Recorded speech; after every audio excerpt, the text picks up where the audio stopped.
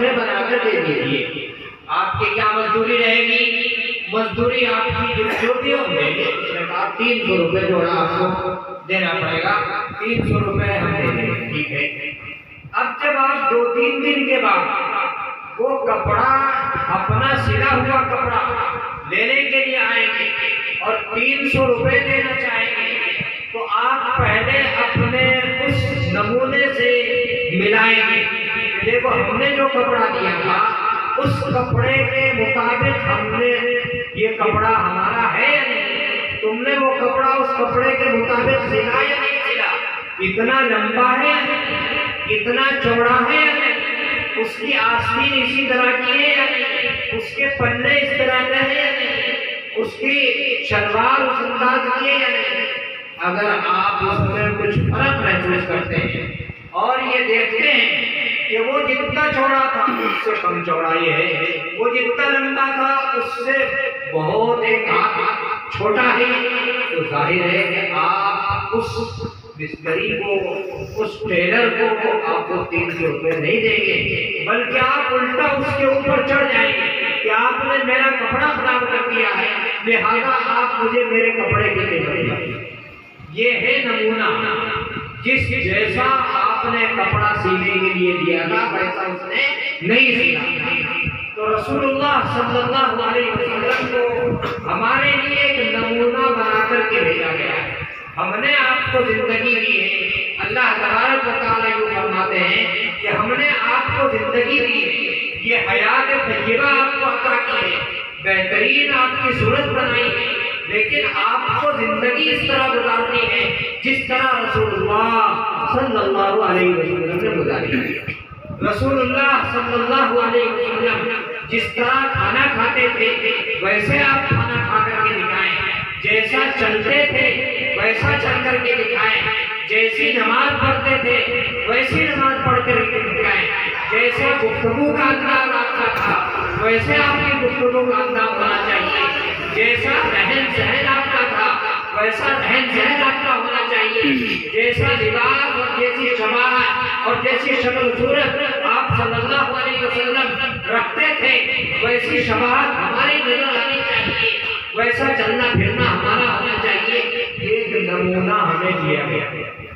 اب اگر اللہ تبارک و تعالیٰ کے دربار میں ہم جائیں اور اللہ پوچھنے لگ جائیں ہم نے آپ کو ایک نمونہ دیا تھا چہرے کا، وہ چہرہ لاؤ،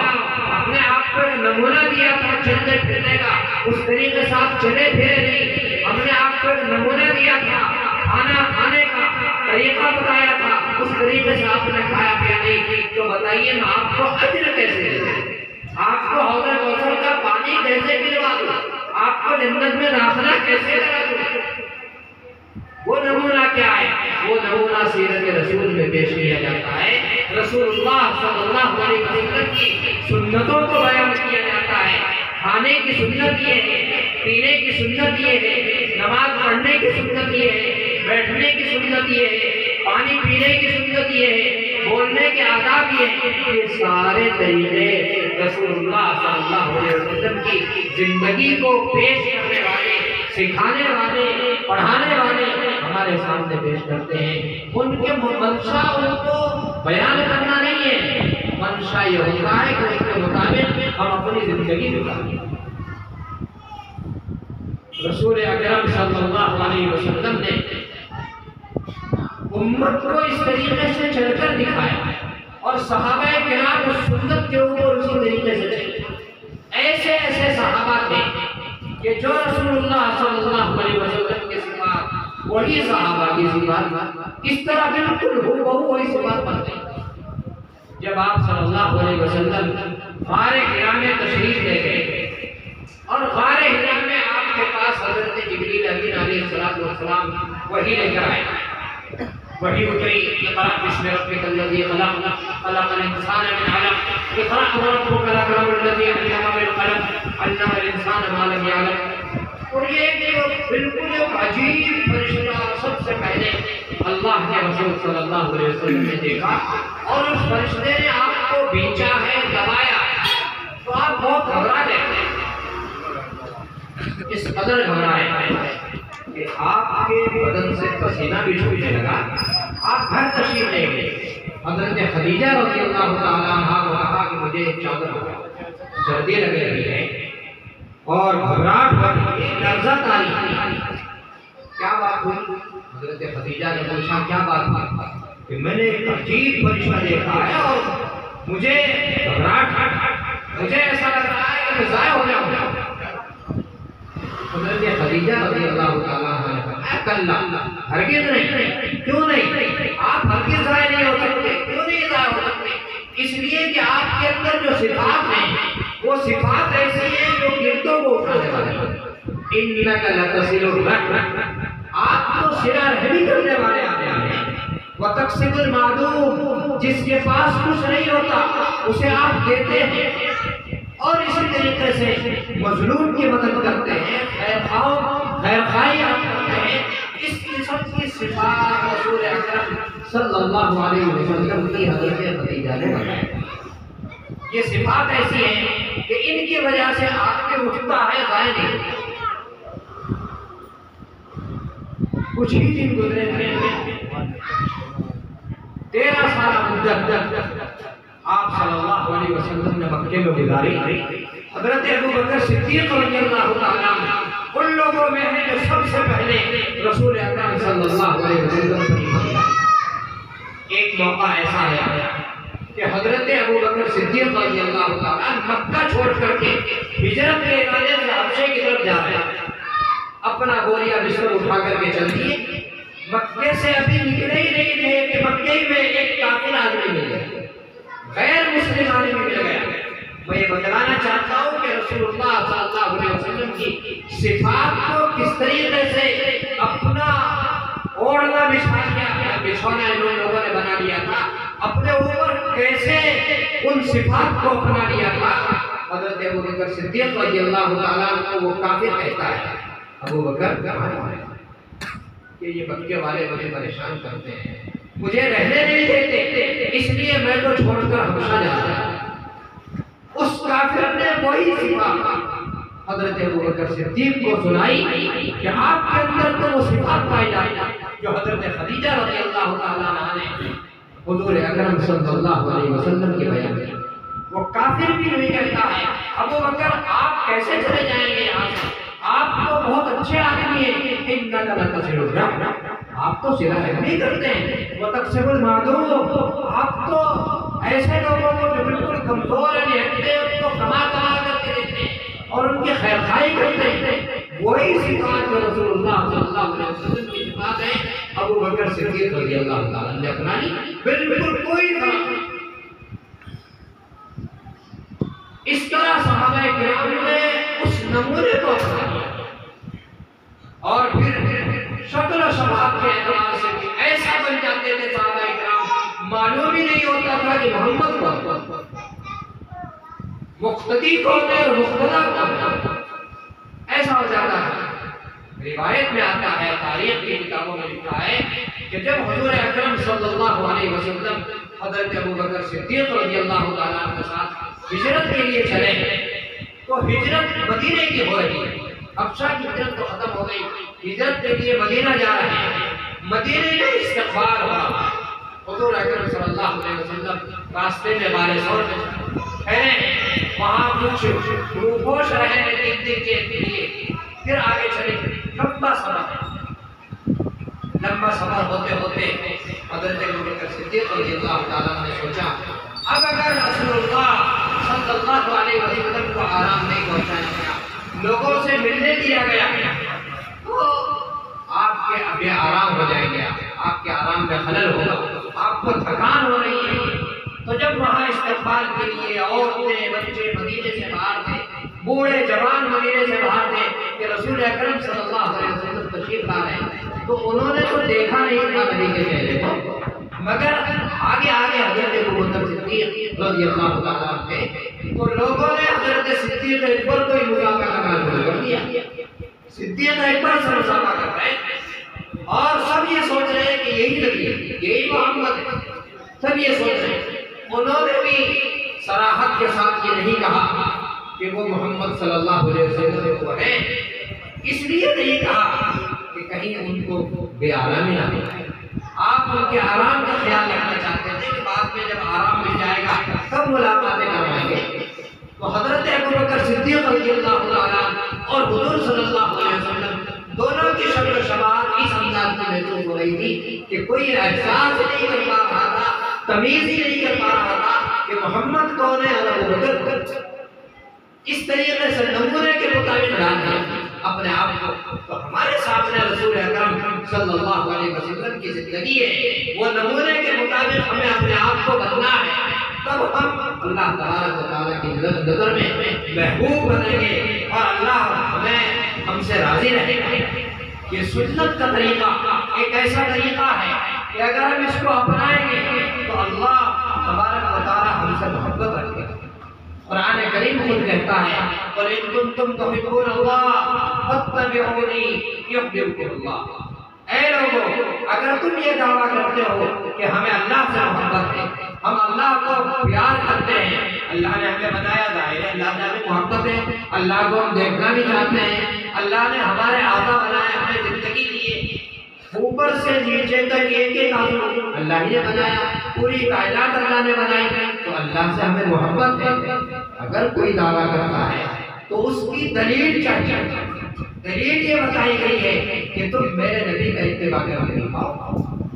اگر میرے نبی کا اتباع کرو گے تو پھر ادھر سے ایک پیغام آئے گا یحببکم اللہ، اللہ بھی تم سے محبت کرتے ہیں، میرے نبی سے محبت کرتے ہیں، میرے نبی کی باتوں کو مانتے ہیں، لہذا میں ان سے محبت کروں گا۔ یحببکم اللہ ایک بشارت ہے، اللہ تمہیں محبوب کر لے گا،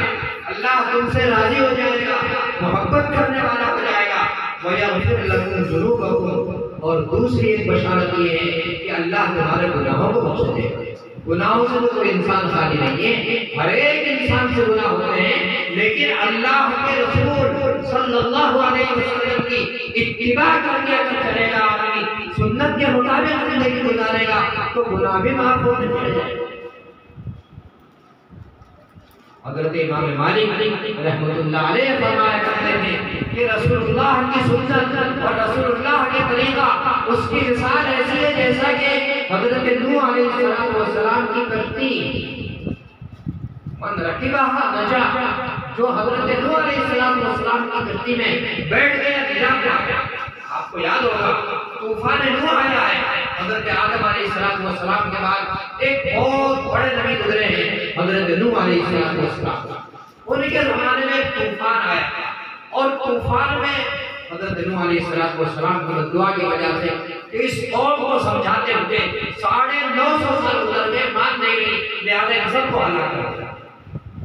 ایمان نہیں لائے تھے وہ لوگ، تو اللہ تبارک و تعالیٰ نے طوفان بھیجا، نیچے سے بھی پانی نکلا، اوپر سے بھی پانی آ رہا ہے اور بہت بڑا دریا کی قسم کا پانی چڑھتا جا رہا ہے۔ حضرت نوح علیہ السلام کو کہا گیا کہ آپ ایک کشتی بنائیے اور اس میں اپنے ساتھ ایمان والوں کو بٹھائیے، وہ بچ جائیں گے، نہیں تو اور کوئی نہیں بچے گا۔ تو حضرت امام مالک رحمۃ اللہ علیہ نے فرمایا کہ وہ کشتی کی مثال ہے سنت پر چلنے والوں کی، کہ جو کشتی میں بیٹھ جائے گا نجات پا جائے گا، ایسے ہی جو نبی کے قریب اختیار کر لے گا وہ نجات پا جائے گا۔ اور فرمایا گیا کہ سنت کو پکڑ کر ماننے والا، سنت کو اختیار کرنے والا، نبی کی اتباع کرنے والے کی مثال اللہ تبارک و تعالیٰ نے بہت اونچی کی، اس کو 4 بشارتیں دی گئی ہیں، 4 بشارتیں ہیں، 4 خصال، اس کے اندر 4 صفات پیدا ہو جائیں گے جو نبی کی سنتوں کے مطابق زندگی گزارے گا۔ وہ کیا 4 صفاتیں ہیں؟ ایک صفت تو یہ ہے کہ نیک لوگ اس سے محبت کریں گے، نیک لوگ اس سے محبت کریں گے، یہ سب سے پہلی بشارت ہے۔ کون نہیں چاہتا کہ مجھ سے لوگ محبت کریں؟ اگر آپ یہ چاہتے ہیں کہ لوگ مجھ سے محبت کریں، سنتوں پہ پابند ہونا چاہیے۔ دوسری بات یہ ہے کہ جو فاسق و فاجر لوگ ہیں، گنہگار لوگ ہیں، اللہ کی مان کر چلنے والے لوگ ہیں، ان کے دلوں میں ان کا روب آ جائے گا۔ بڑی بات ہے، کسی کا روب آ جائے، وہ سامنے سے چلے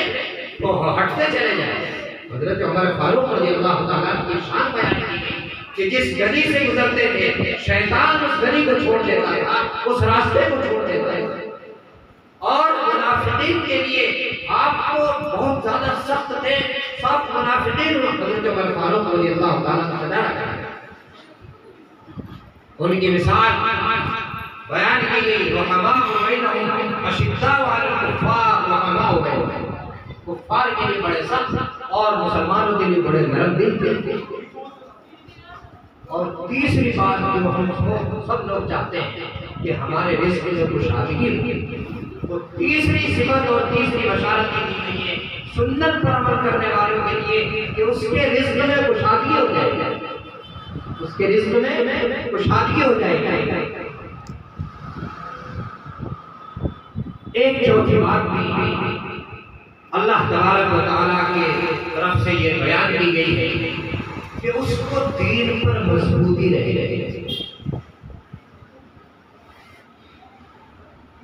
یہ چاروں باتیں انسان کی زندگی میں بہت ضروری ہیں، نہیں تو انسان ناکام نظر آتا ہے۔ لیکن آخر کی دو باتیں ہم سب کے لیے انتہائی ضروری ہیں، بھلے سے ہمارا کسی کے اوپر روک نہ ہو، ہمارا نیک لوگ ہم سے محبت نہ کریں، لیکن ضرورت ہے کہ ہمارے روزی میں خوشحالی ہے۔ روزی میں خوشحالی ہوگی تو ہمارے گھر کا کھانا پینا اچھا رہے گا، لوگ اچھی طریقے سے ہماری بھی عزت کریں گے، آپ ہم لوگوں کو کھلائیں پلائیں گے جب ہمارے پاس ہوگا۔